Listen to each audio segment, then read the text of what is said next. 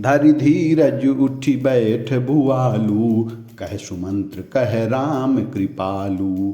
कहा लखन कह राम सनेही, कह प्रिय पुत्र बंधु भय देही। बिलपत राउ बिकल बहु भांति, भई जुग सरिस सिरति नाराती। तापस अंध सांप सुधि आई, कौशल्य ही सब कथा सुनाई।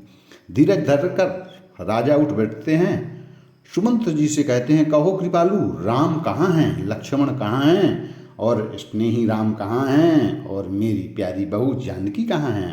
राजा व्याकुल होकर बहुत प्रकार से विलाप कर रहे हैं। वह रात एक युग के समान बड़ी हो गई है, बीतती ही नहीं है। राजा को अंधे तपस्वी श्रवण कुमार के पिता की श्राप की याद आ गई। उन्होंने सब कथा कौशल्या जी को कह सुनाई। भयं विकल बरनत इतिहासा, राम रहित धिक जीवन आशा।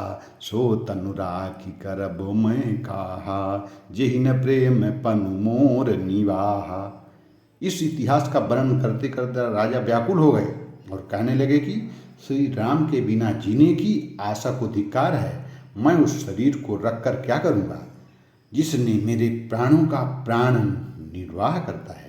हाँ रघुनंदन प्राण प्रीते, तुम बिनु जियत बहुत दिन बीते। हाँ जानकी लखन हाँ रघुबर, हाँ पितुहित चित्त चातक जलशर।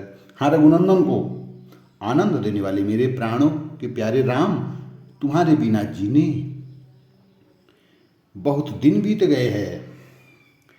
जानकी लक्ष्मण हाँ रघुबर, हाँ पिता के चिंता रूपी चातक के हित करने वाले मेघ।